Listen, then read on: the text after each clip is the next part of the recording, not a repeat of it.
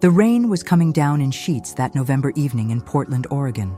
I was sitting in my living room, nursing a cup of coffee and scrolling through my phone when I heard it, a soft knock at my front door. Not the kind of knock you'd expect from a neighbor or a delivery person, but something hesitant, almost apologetic. I glanced at the clock on my wall, 9:47 p.m. Who could possibly be at my door at this hour? Living alone in the suburbs of Northeast Portland, I'd grown cautious about unexpected visitors, especially after dark. The neighborhood wasn't dangerous, but it wasn't exactly Mayberry either. Another knock, softer this time. I muted the TV and listened carefully. The wind was howling outside, and I could hear the rain pelting against my windows like tiny fists demanding entry. I approached the door slowly, my bare feet silent on the hardwood floor. "Who is it?" I called out, my voice carrying a note of uncertainty. "I'm sorry to bother you," came a voice from the other side. It was a man's voice, tired and strained. "I was wondering if you might have any work I could do for some food or a place to stay for the night." I peered through the peephole and saw a figure hunched against the rain. He was wearing a worn baseball cap and a jacket that had seen better days. His shoulders were shaking. Whether from cold or something else, I couldn't tell. My first instinct was to pretend I wasn't home. Portland had its share of homeless individuals, and while I sympathized with their plight, I'd never been in a situation like this before. My mother had always taught me to be kind to strangers, but she'd also taught me to be smart about it. "Sir, there are shelters downtown," I said through the door. "I can give you directions if you need them." "I tried," he replied, his voice barely audible over the storm. "They're all full. I just need somewhere dry for tonight. I can work for it. I'm good with my hands. I can fix things." Something in his tone made me pause. There was dignity in his desperation, if that makes sense. He wasn't begging or making demands. He was simply asking for a chance to earn shelter. I stood there for what felt like an eternity, wrestling with my conscience.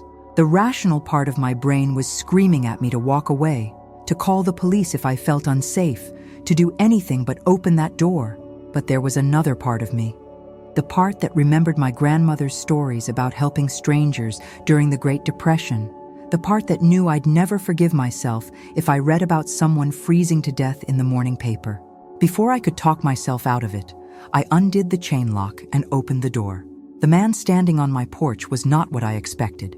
He was probably in his 50s, with graying hair that was plastered to his head from the rain. His eyes were a striking blue, and despite the circumstances, they held a certain intelligence that surprised me. He wasn't what you might picture when you think of a homeless person. No shopping cart, no multiple layers of clothing, no signs of mental illness or substance abuse. "Thank you," he said simply, and I realized I hadn't spoken yet. "I'm Michael," I said, extending my hand. "Michael Chen." He shook it with a firm grip. You can call me David." The hesitation in his voice when he said his name didn't escape me, but I chose not to press the issue. We all have our reasons for the things we do.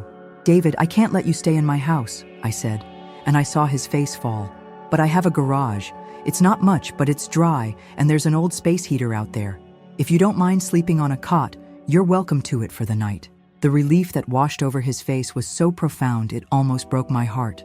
That would be wonderful. "Thank you, Michael. I promise I won't cause any trouble." I grabbed my raincoat from the closet and led him around the side of the house to the garage. As we walked, I couldn't help but notice how he carried himself. Despite his obvious hardships, there was something about his posture, his manner of speaking, that suggested he hadn't always been in this situation. The garage was cluttered with the usual suburban detritus: lawnmower, holiday decorations, boxes of old books I kept meaning to donate. But there was space in the corner where I kept an old camping cot for when my nephew visited. "This is perfect," David said, looking around with genuine appreciation. "I can't thank you enough." I set up the cot and plugged in the space heater, testing it to make sure it worked. "There's a bathroom in the house if you need it," I said. "Just knock on the back door, and I'll bring you some food." "You don't have to." "I want to," I interrupted. "When's the last time you ate?" He was quiet for a moment. "Yesterday morning, I think." I went back into the house and threw together a sandwich: turkey, cheese, lettuce, tomato, the works. I added some chips and a thermos of hot soup I'd made earlier. When I returned to the garage, David was sitting on the cot, having removed his wet jacket. Underneath, he wore a button-down shirt that, while wrinkled and worn, was clean. "Here," I said, handing him the food. "It's not much, but it should help." He accepted the meal with a gratitude that made me uncomfortable. Not because I didn't want his thanks, but because it reminded me how much I took for granted. When was the last time I'd been truly grateful for a simple sandwich? "Michael," he said as I was about to leave, "I need to ask you something, and I need you to promise me you'll consider it carefully." I turned back to him. "Okay, if anyone comes asking about me, neighbors, police, anyone, could you just say you haven't seen me? I'm not in trouble with the law or anything like that. I need some time to figure things out." The request sent a chill down my spine. What had I gotten myself into? But looking at this man, this David, I saw something in his eyes that made me believe he was telling the truth about not being dangerous. "Can you at least tell me why?" I asked. He took a deep breath. "I'm not who people think I am anymore. And until I figure out who I actually am, I need to stay invisible." It was cryptic, but something about the way he said it convinced me he was being honest. "Okay," I said. "But David, if you're running from something that could put me or my neighbors in danger—" "I'm not," he said firmly. "I give you my word. I'm just a man who lost his way and needs time to find it again." I nodded and wished him good night. But as I walked back to the house, I couldn't shake the feeling that I'd just stepped into something much bigger than a simple act of kindness. That night, I lay in bed listening to the rain and thinking about the stranger in my garage. Who was he really? What was he running from? And why did I feel like my quiet, predictable life was about to change forever? I must have dozed off around midnight because the next thing I knew, I was being awakened by the sound of my phone buzzing on the nightstand. The caller ID showed my sister's name. "Sarah?" I answered groggily. "It's 2 a.m. "Michael, thank God you're okay," she said, her voice tight with worry. "Have you seen the news?" "What news?" I was sleeping. "There's been a situation. A man went missing from a psychiatric facility in Seattle 3 days ago. They think he might be headed south, possibly to Portland. The police are asking everyone to be on the lookout." My blood ran cold. "What kind of situation?" "They're not saying much, but apparently he's some kind of former executive or something. Had a breakdown after his family died in a car accident. He's not considered dangerous, but they're worried about him hurting himself." I sat up in bed, my mind racing. "Sarah, I need to go." "Michael, just promise me you'll be careful. Lock your doors, okay?" "I will. I love you. Love you too." I hung up and immediately went to my window that faced the garage. The light was still on, casting a warm glow through the small window. I could see David's silhouette as he moved around inside. Who was he really? And what was I supposed to do now? The rest of the night passed in a blur of anxious thoughts and restless sleep. When morning came, I found myself standing at my kitchen window, watching the garage and wondering if I'd made a terrible mistake. But as I stood there, I realized something important. Regardless of who David was or what he'd been through, he was still a human being who needed help. And sometimes, doing the right thing means accepting a little uncertainty. I made 2 cups of coffee and headed out to the garage, determined to get some answers. The morning sun was struggling through the gray Portland clouds as I approached the garage, carrying 2 steaming mugs of coffee. I'd barely slept after Sarah's call, and my mind had been racing with questions about David's true identity. I knocked gently on the garage door. "David, I brought coffee. Come in," his voice called from inside. I found him sitting on the cot, fully dressed, looking like he'd been awake for hours. He'd folded the blanket neatly and was in the process of straightening up the small space he'd occupied. "You don't have to clean up," I said, offering him one of the mugs. "This is fine. I was raised to leave places better than I found them," he replied, accepting the coffee gratefully. "Thank you for this. And for last night. I slept better than I have in weeks." I studied his face in the morning light. There were lines around his eyes that spoke of stress and grief, but also an underlying strength. Whatever he'd been through, he was fighting to hold himself together. "David," I said carefully, "I need to ask you something." He looked up from his coffee, and I saw a flicker of resignation in his eyes. I wondered when this moment would come. "My sister called last night. She said there's been news about a missing person from Seattle, someone who lost his family in a car accident." David set down his coffee cup and was quiet for a long moment. When he finally spoke, his voice was barely above a whisper. "What did she tell you?" "Not much. Just that the police are looking for someone who might be headed to Portland. Someone who's been through a lot." He stood up and walked to the small window, looking out at my backyard. "I suppose there's no point in pretending anymore," he said.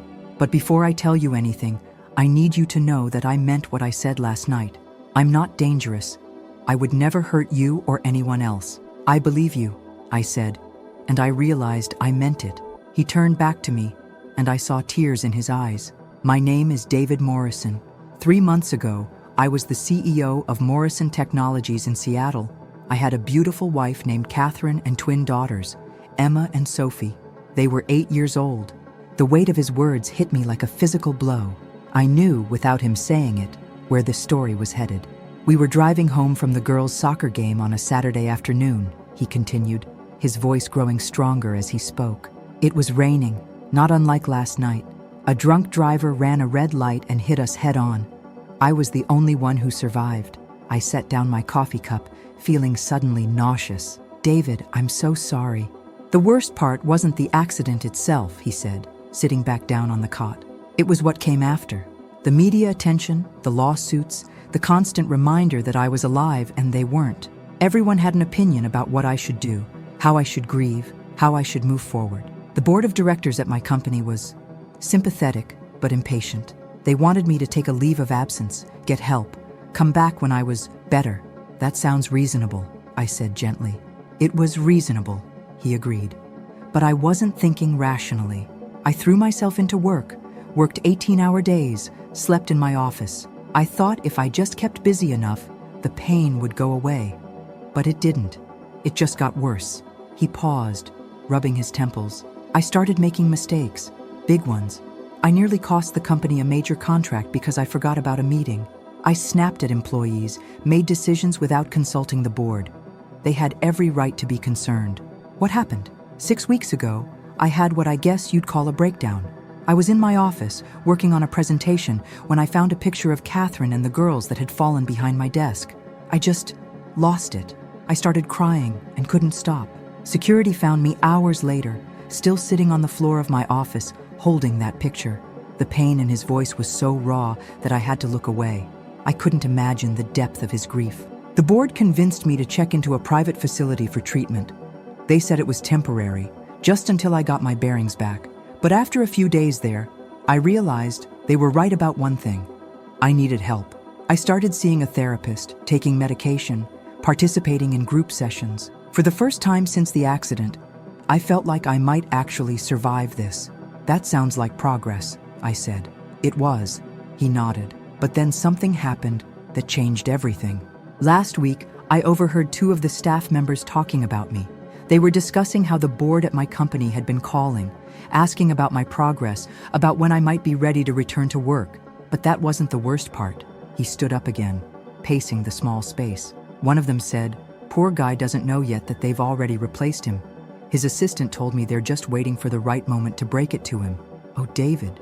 I realized that while I was trying to heal, trying to put my life back together, everyone else had already moved on. My company, my friends, even some of my family members. They were all just waiting for me to get better so they could deliver the news that my old life was over. "So you left?" "I walked out 3 nights ago. I couldn't bear the thought of sitting in that sterile room, pretending to get better, while everyone around me was just counting down the days until they could officially write me off." He laughed bitterly. I guess I proved their point about my mental state. I was quiet for a moment, processing everything he told me. "David, running away isn't going to solve anything. People are worried about you. They want to help." "Do they?" he asked. "Or do they just want to manage me? To put me somewhere safe where I can't be an embarrassment or a liability? I think you're being too hard on them. And on yourself." He sat back down, looking exhausted. "Maybe you're right, but I needed time to think, to figure out who I am without Catherine and the girls, without my job, without all the things that used to define me. I can't do that in a hospital room with people watching my every move. So what's your plan? You can't just disappear forever." "I don't know," he admitted. "I was hoping that if I could just have some time to myself, some space to breathe, maybe I could figure out what comes next. But I'm starting to realize that I can't run from grief. It follows you wherever you go." We sat in comfortable silence for a while, both lost in our own thoughts. Finally, I spoke up. "David, I want to help you, but I need to know, Are you having thoughts of hurting yourself? He looked at me with surprise. No. I've been depressed, but Catherine would never forgive me if I gave up. She'd want me to find a way to honor their memory, to live a life that would make them proud. Then let's figure out how to do that, I said. But first, you need to let people know you're safe. I can't imagine what your family and friends are going through right now. You're right, he said after a moment. I've been selfish. I was so focused on my own pain that I didn't think about how my disappearance might affect others. It's not selfish to grieve, I said firmly, but it is selfish to make people worry about whether you're alive or dead. He nodded, tears streaming down his face. I just don't know how to go back to being the person I was before. That person is gone, Michael. He died in that car with his family. Maybe you're not supposed to go back, I suggested.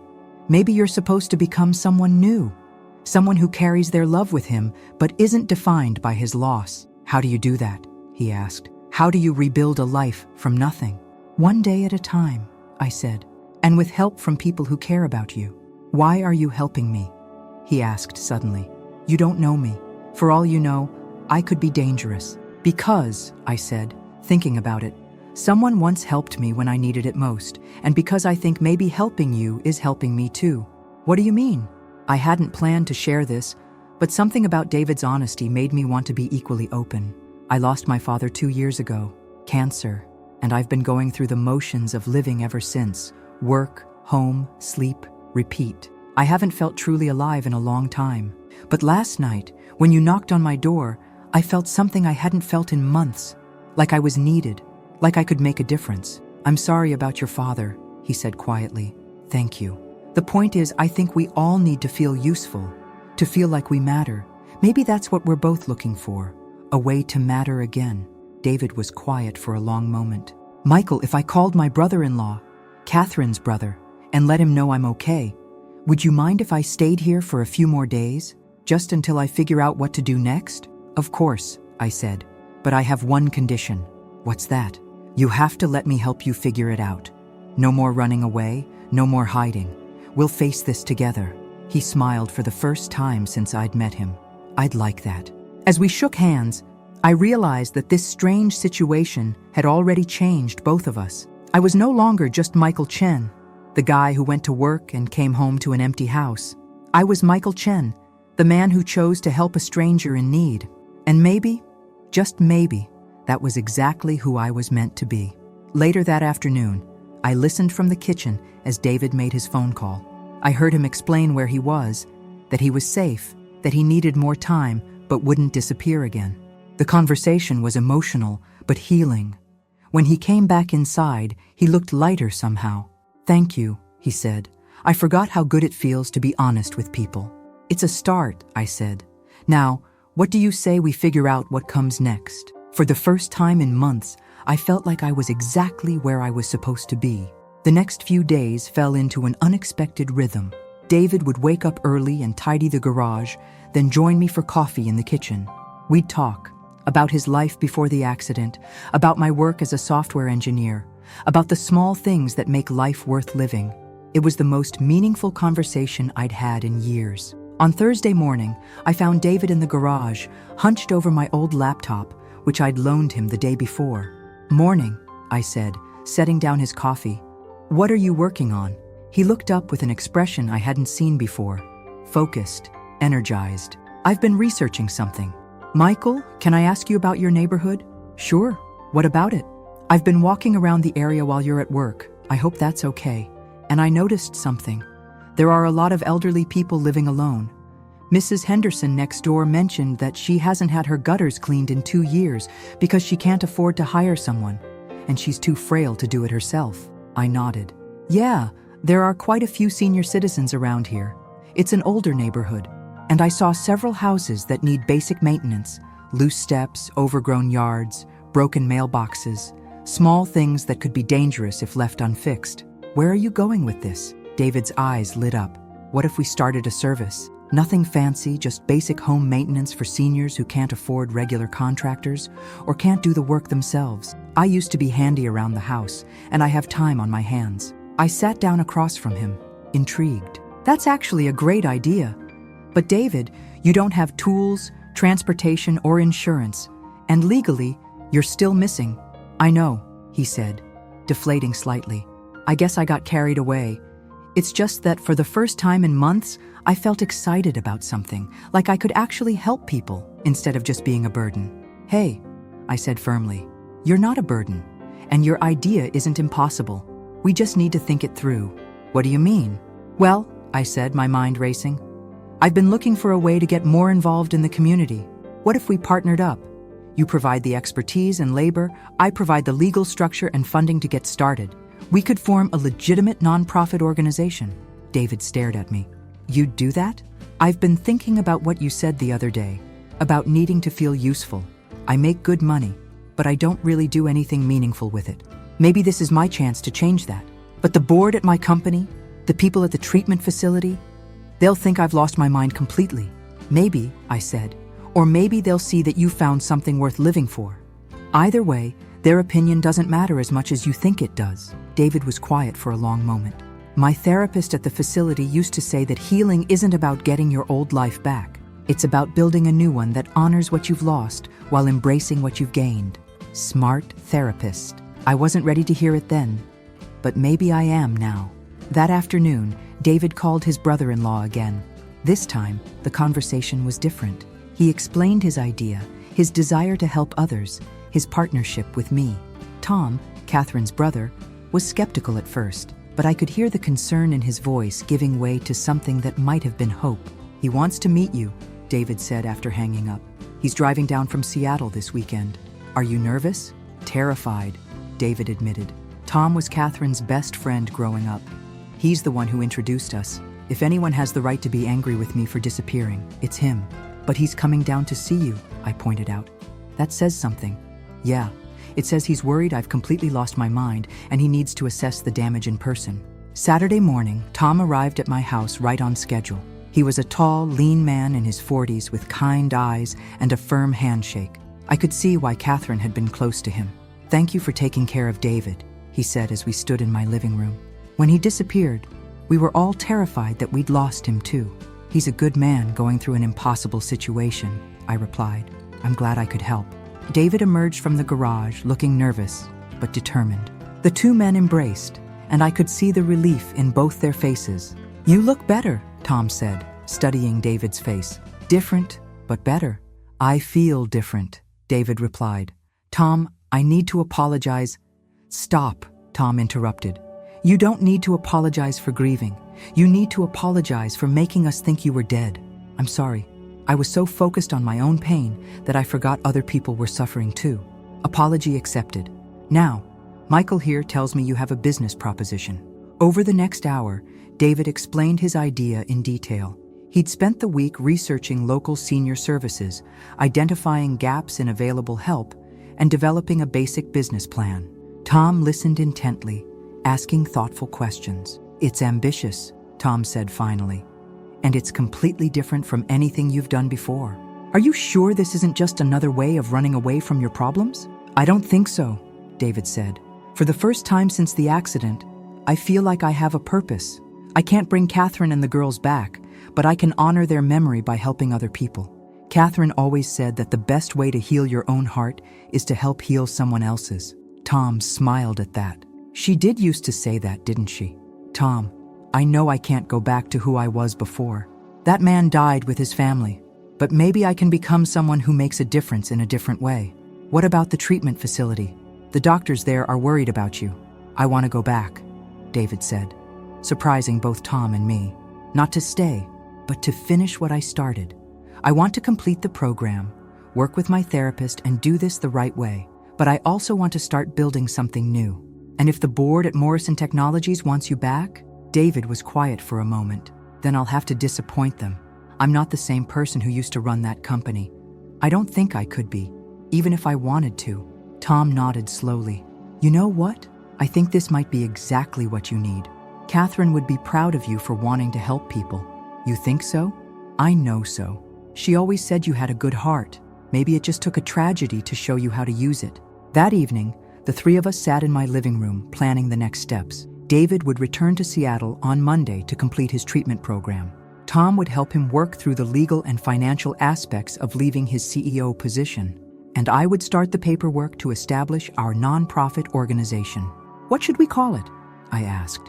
David thought for a moment. The Catherine Morrison Foundation for Community Care. If we're going to do this, I want her name to be part of it. Perfect, Tom said. She'd love that it's about helping people. As Tom prepared to leave the next morning, he pulled me aside.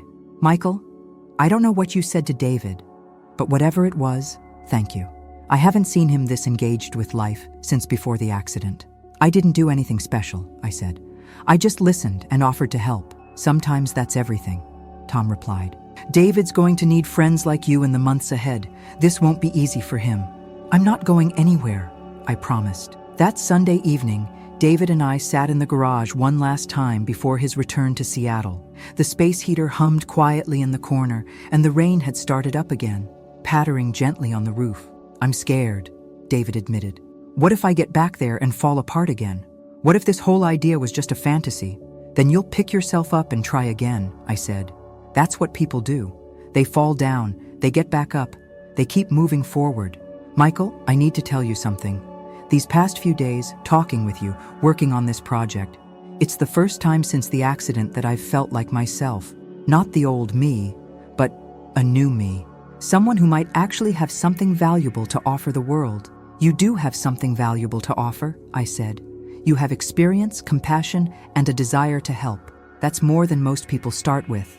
I want you to know that no matter what happens, you saved my life. Not just by giving me shelter, but by giving me hope. And you gave me purpose, I replied. I'd been sleepwalking through life for 2 years. You reminded me that there's more to living than just getting by. Oh, partners? David asked, extending his hand. Partners, I agreed, shaking it firmly. As I watched David pack his few belongings, I reflected on how much had changed in just 1 week.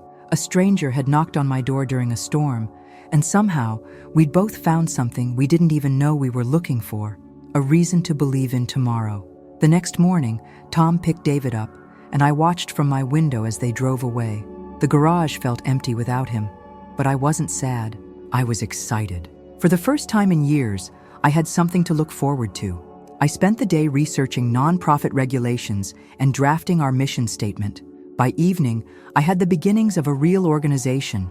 The Catherine Morrison Foundation for Community Care would provide free home maintenance and safety services to seniors and low-income families in the Pacific Northwest. It was ambitious, maybe even crazy, but as I typed up our goals and objectives, I couldn't stop smiling. Sometimes the best ideas come from the most unexpected places, and sometimes the person you're trying to help ends up helping you just as much. 3 months later, I stood in the converted storefront that had become our headquarters for the Catherine Morrison Foundation. The space was buzzing with activity, volunteers sorting through donated tools, coordinators taking calls from seniors who needed help, and David training a new group of volunteers in basic home maintenance skills. Michael, we have a problem, David called out from across the room. But he was smiling, so I knew it was a good problem. What's that? I asked, walking over to the desk where he was reviewing the week's work orders. We have more requests than we can handle. Mrs. Patterson needs her back steps repaired, Mr. Rodriguez wants help installing grab bars in his bathroom, and the community center is asking if we can help with their accessibility ramp. That's a good problem to have, I said, looking over the list. How many volunteers do we have now? 43 active volunteers and 12 more starting orientation next week. Tom's been incredible at recruiting people in Seattle, and word is spreading faster than we anticipated. It was true. What had started as a simple idea to help a few neighbors had grown into something much bigger. The foundation now operated in Portland, Seattle, and Spokane, with plans to expand to other cities throughout the Pacific Northwest. David, there's something I need to tell you, I said, pulling him aside. I got a call from the Portland Tribune this morning. They want to do a feature story about the foundation. David's face went pale. A newspaper story? It's good news, I said quickly. They're interested in our work, not your personal story. The reporter wants to focus on the impact we're having on the community. I don't know, Michael. I'm not ready for that kind of attention. You don't have to be ready, I said gently.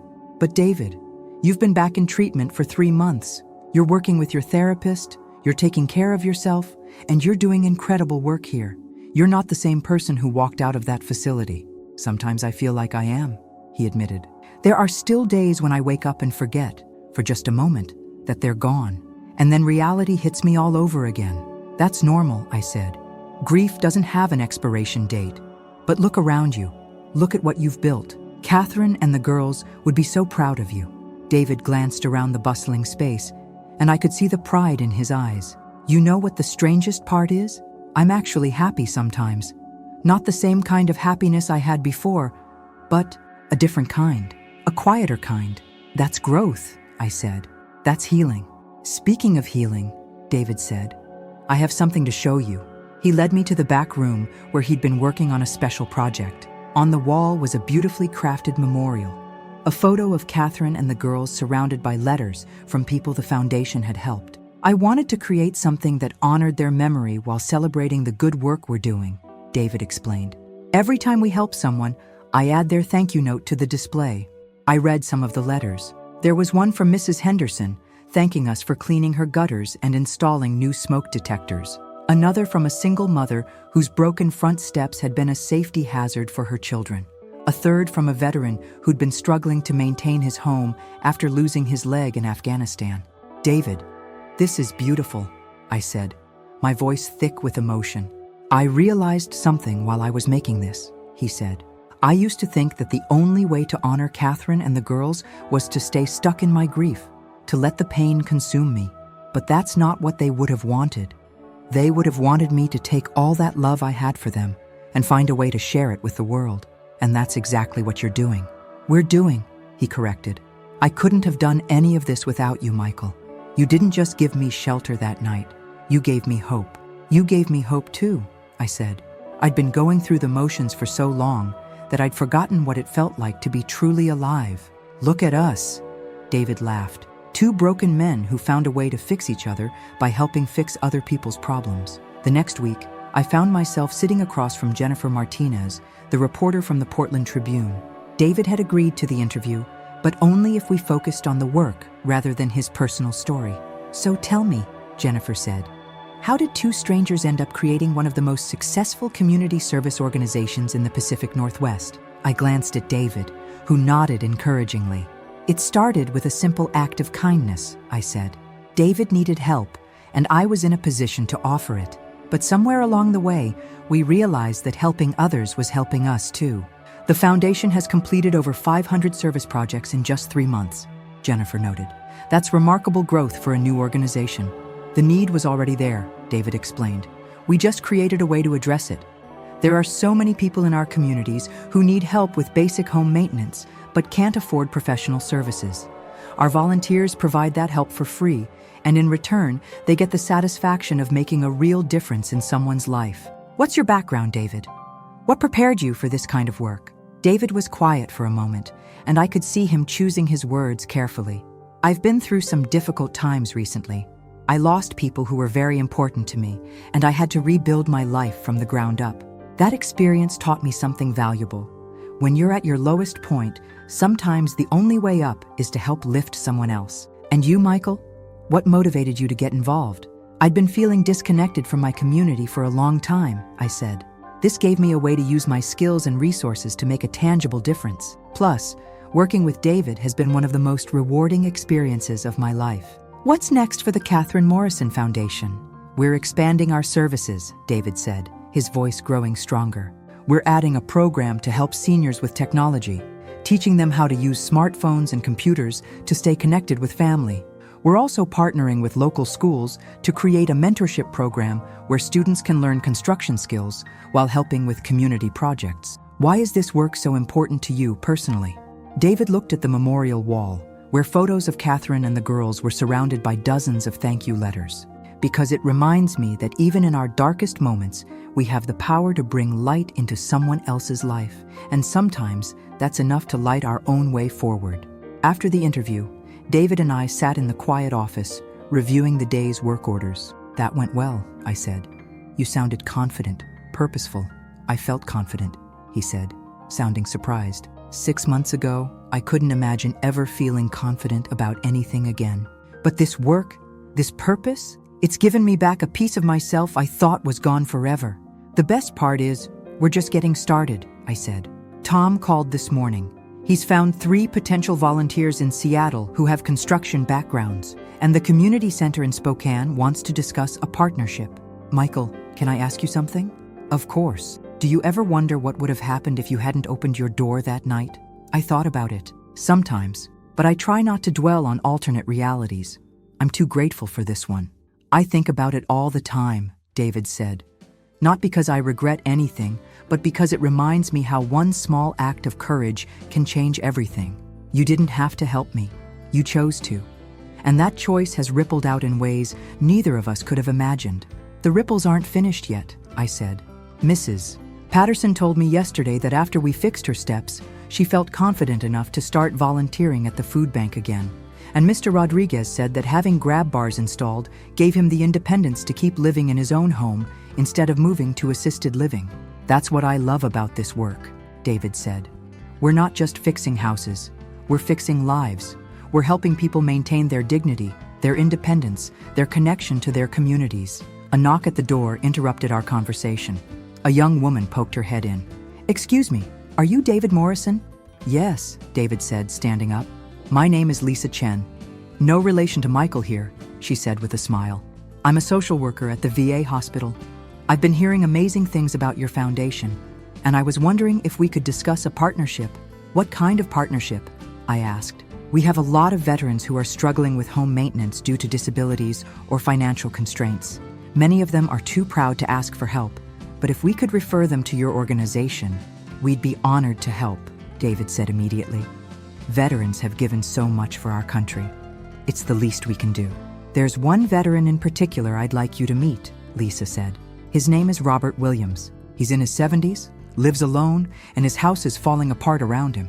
He's too proud to accept charity, but he might be willing to accept help from fellow community members. Let's go meet him, David said, grabbing his jacket. An hour later, we stood on the porch of a small house in northeast Portland. The paint was peeling, the gutters were clogged, and the front steps were rotting. But the yard was meticulously maintained, and an American flag flew proudly from a pole by the front door.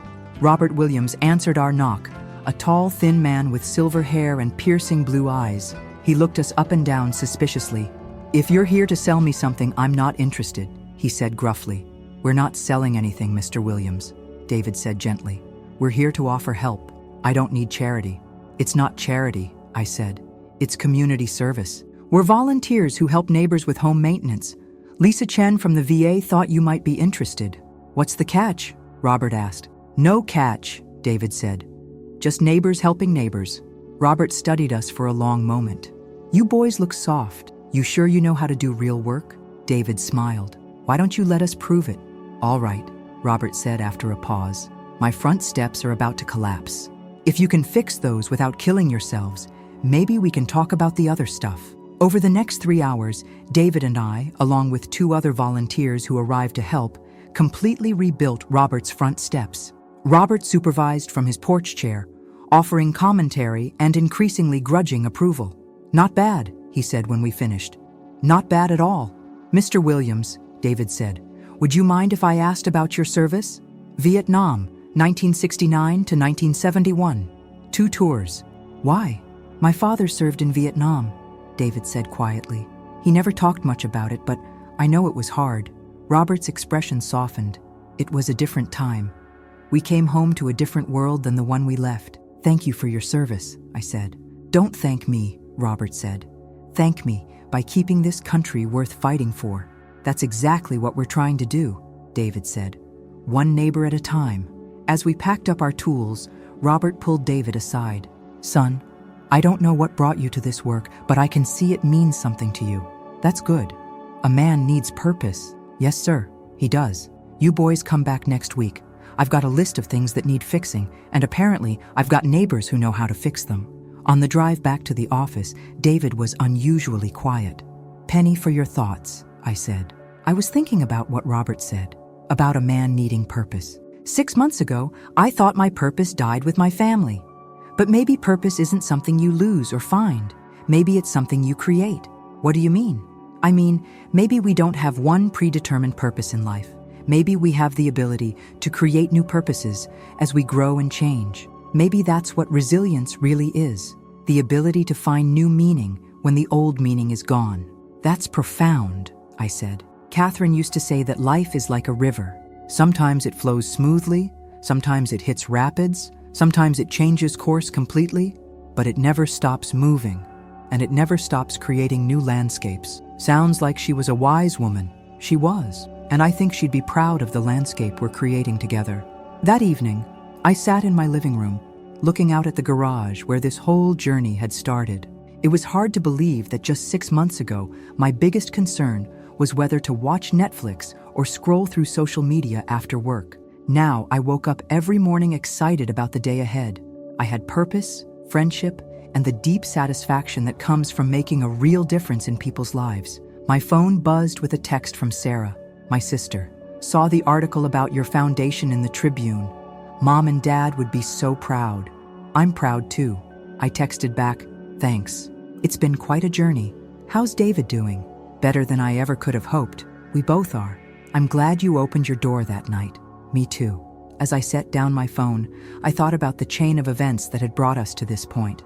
A stranger in need, a moment of decision, a willingness to trust and be trusted. It hadn't been easy. There had been setbacks, moments of doubt, times when David struggled with his grief, and I struggled with my own fears about our ambitious goals. But we'd persevered together, building something beautiful from the ashes of loss and the desire to help others. The Catherine Morrison Foundation for Community Care had become more than either of us had imagined. Not just an organization that fixed houses, but a community that fixed hearts.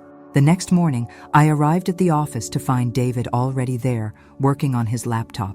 You're here early, I said. Couldn't sleep, he said. I was thinking about our conversation yesterday, about creating new purposes. I want to add something to our mission. What's that? I want to start a grief support group for people who've lost family members. Not therapy exactly, but a place where people can share their stories, support each other, and maybe find ways to honor their loved ones through service. David, that's a wonderful idea. I was thinking we could call it Healing Through Helping. The idea would be that people work through their grief by helping others, creating positive legacies for the people they've lost. When do we start? I've already reached out to a few grief counselors who might be willing to facilitate. If they're interested, we could have our first meeting next month. You know what this means, don't you? I said. What? You've come full circle. From someone who needed help to someone who's helping others find their way through the darkest time of their lives. David smiled, and I could see tears in his eyes, but they weren't tears of sadness. They were tears of gratitude, of hope, of a man who had found his way back to the light. I couldn't have done it without you, Michael. You saved my life that night, and you've been saving it every day since. We saved each other, I said, and now we're helping other people save themselves. As I watched David return to his work, planning this new program with the same passion and dedication he'd brought to everything else, I marveled at the resilience of the human spirit. 6 months ago, he'd been a broken man who'd lost everything that mattered to him. Today, he was a leader, a healer, a beacon of hope for others walking similar paths. The story that had begun with a whispered plea, "Don't tell them who I am," had evolved into something beautiful, a man who had not only discovered who he truly was, but who was helping others do the same. And it all started with the simple decision to open a door to a stranger in need. Sometimes, the most profound changes in our lives begin with the smallest acts of kindness. Sometimes, helping someone else is the first step toward helping ourselves. And sometimes, when we think our story is over, we discover that it's really just beginning. The rain was falling again that evening as I locked up the office and headed home. But unlike that night 6 months ago, I wasn't hearing the rain as just noise against my windows. I was hearing it as the soundtrack to new beginnings, to second chances, to the beautiful symphony that plays when broken people choose to help each other heal. As I pulled into my driveway, I looked at the garage where David had spent those first few nights, planning our future together without either of us knowing it. The space heater was gone now, the cot folded away. But the memory of what had happened there would remain forever, a reminder that sometimes the most extraordinary journeys begin with the most ordinary decisions: to trust, to help, to believe that tomorrow can be better than today, and to never, ever underestimate the power of opening your door to hope. The auditorium at Portland Community College was packed with over 300 people. I stood at the podium, looking out at faces I'd come to know well over the past year. Volunteers, seniors we'd helped, families whose lives had been touched by the Catherine Morrison Foundation. A year ago, I began. I thought I knew what my life was about. I went to work, came home, watched TV, went to bed, and repeated the cycle. I was surviving, but I wasn't living. I had no idea that everything was about to change because of a knock on my door during a rainstorm. In the front row, David sat with Tom and several other family members who had flown in from Seattle for our first annual gala. Next to them sat Robert Williams, now one of our most dedicated volunteers, wearing a suit that looked like it had been pressed with military precision. The Catherine Morrison Foundation has completed over 2,000 service projects this year, I continued. We've helped 850 families maintain their homes safely and affordably. But those numbers don't tell the real story. The real story is about transformation, not just of the homes we've repaired, but of the lives we've touched, including our own. I paused, looking directly at David. Our executive director, David Morrison, lost his wife Catherine and twin daughters Emma and Sophie in a car accident. In his grief, he lost his way. But instead of staying lost, he chose to honor their memory by helping others. Today, the Catherine Morrison Foundation operates in 12 cities across 3 states with over 400 active volunteers. The applause was thunderous.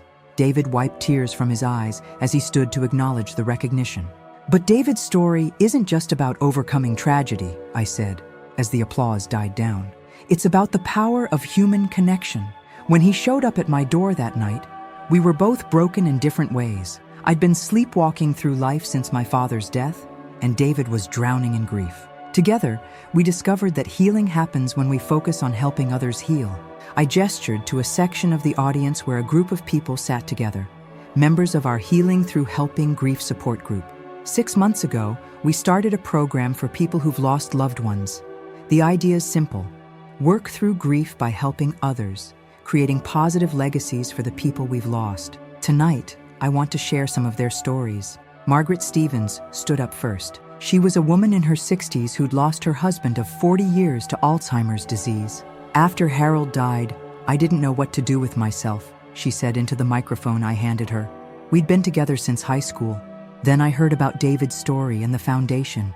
I started volunteering, helping elderly people organize their medications and create memory books for their families. It gave me a way to honor Harold's memory while helping others facing similar challenges. Next was James Rodriguez, a young father who'd lost his teenage son in a motorcycle accident. I was angry at the world, James said. I blamed myself, blamed other drivers, blamed God.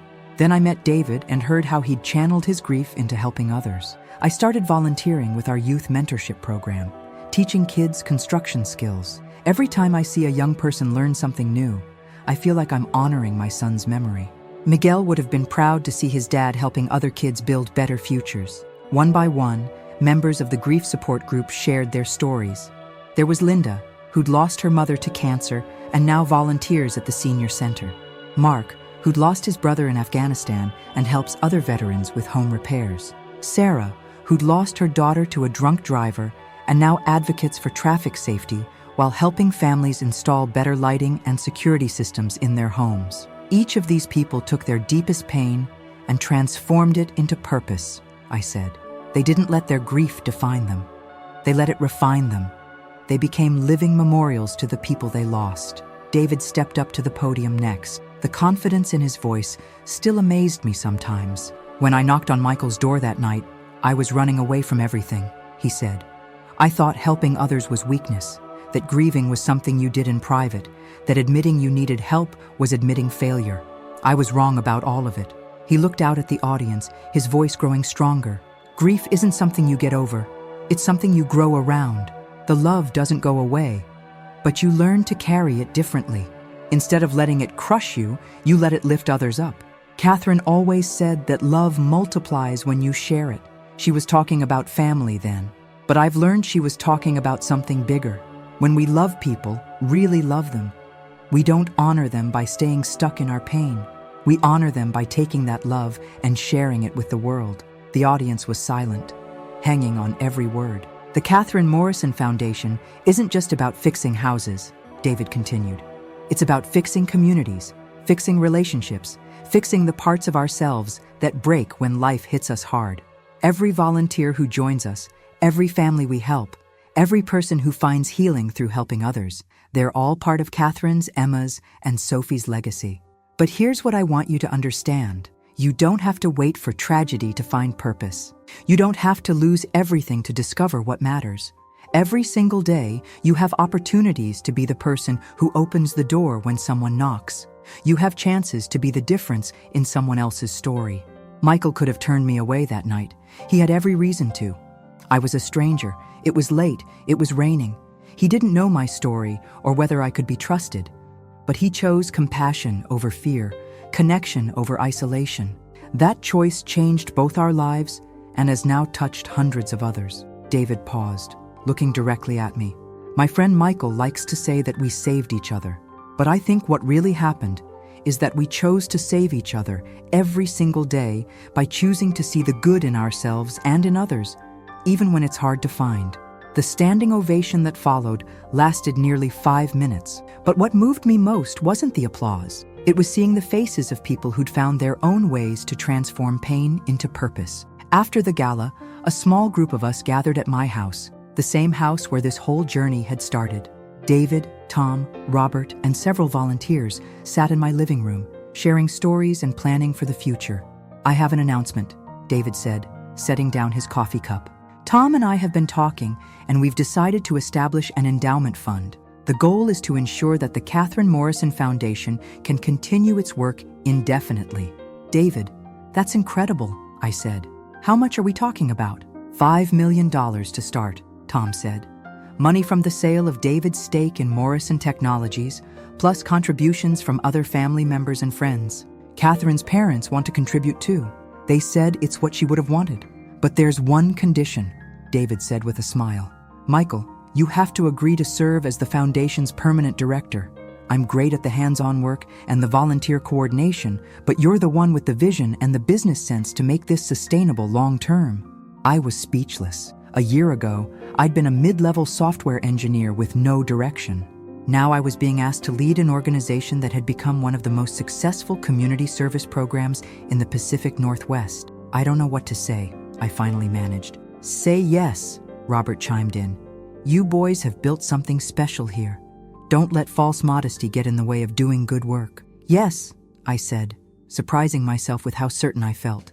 Absolutely yes. As the evening wound down and our guests headed home, David and I found ourselves alone in the garage, the place where our partnership had been born. You know what's funny? David said, sitting on the workbench where we now stored tools for emergency repair calls. What's that? That night when I asked you not to tell anyone who I was, I thought it was because I was ashamed of what I'd become. But really, I was afraid of what I'd lost. My identity as a CEO, a husband, a father. I thought without those roles, I was nobody. And now I know that who I am isn't defined by what I've lost or what I used to be. It's defined by what I choose to do with the life I have left, and I choose to use it to help other people find their way through their darkest moments. Catherine would be proud, I said. I think she is, David replied. Sometimes, when I'm working on a particularly difficult repair, or when I'm talking to someone in our grief group, I feel her presence. Not in a mystical way, but in the knowledge that this work honors everything she taught me about love and compassion. What's next for us? I asked. Everything, David said with a laugh. We're launching the grief counseling program in 3 new cities next month. The Veterans Initiative is expanding to include job training, and I've been talking to some folks about starting a program for recently divorced people, helping them rebuild their homes and their lives simultaneously. Ambitious as always. Michael, a year ago, I thought my life was over. Now I can't imagine having enough time to do all the things I want to do. That's what purpose does. It doesn't just give your life meaning. It makes you realize how much life you have to live. We sat in comfortable silence for a while, listening to the rain that had started falling again. But unlike that first night, the sound was comforting now. A reminder of how far we'd come and how much we'd grown. David, can I ask you something I've been wondering about? Sure. Do you ever wish that night had gone differently? That you'd never had to knock on my door in the first place? He thought about it for a long moment. You mean, do I wish Catherine and the girls were still alive? That I'd never had my breakdown? That I'd stayed CEO of Morrison Technologies? Yeah, of course I wish they were still alive, he said quietly. I'll wish that every day for the rest of my life. But do I wish I'd never met you, never started the foundation, never discovered this version of myself? No, never. Why not? Because this version of me would have made Catherine proud. The old me was successful, but I was also selfish. I worked too much. I took my family for granted. I measured my worth by my bank account and my job title. This version of me understands what really matters, which is connection, service, love in action. The old me loved Catherine and the girls, but I expressed it through providing for them financially. This version of me knows that love isn't something you provide. It's something you share, something you multiply, something you give away as freely as possible. I'm proud to know this version of you, I said, and I'm grateful every day that you opened your door to the broken version of me. You saw something worth saving when I couldn't see it myself. As we prepared to head inside, David paused at the garage door. Michael, I need to tell you something else. What's that? That night, when I whispered, don't tell them who I am, I wasn't just talking about my name or my past. I was asking you not to tell people who I thought I was. A failure, a man who'd lost everything that mattered, someone beyond saving. And who are you now? I'm David Morrison, founder of the Catherine Morrison Foundation for Community Care. I'm a grief counselor, a volunteer coordinator, and a man who's learned that the best way to honor the people you've lost is to help the people you can still save, including yourself, especially myself. 1 year later, I can honestly say that opening my door to David Morrison was the best decision I've ever made. Not because it led to the foundation's success, or because it gave my life purpose, or even because it helped hundreds of families in our community. It was the best decision because it taught me something fundamental about human nature. We're all just one act of kindness away from transformation. We're all just one moment of courage away from changing not only our own lives, but the lives of everyone we touch. The stranger who knocked on my door that rainy night wasn't really a stranger at all. He was a reflection of all of us, broken, hopeful, searching for meaning, capable of incredible resilience when shown even the smallest amount of compassion. And maybe that's the real lesson here. We're all strangers to each other until we choose not to be. We're all lost until someone helps us find our way. We're all broken until we discover that our cracks are where the light gets in. The Catherine Morrison Foundation for Community Care continues to grow, touching more lives each month. But its real success isn't measured in houses repaired or families helped. It's measured in the connections formed, the hope restored, and the proof it provides every day that broken people can fix each other when they're willing to try.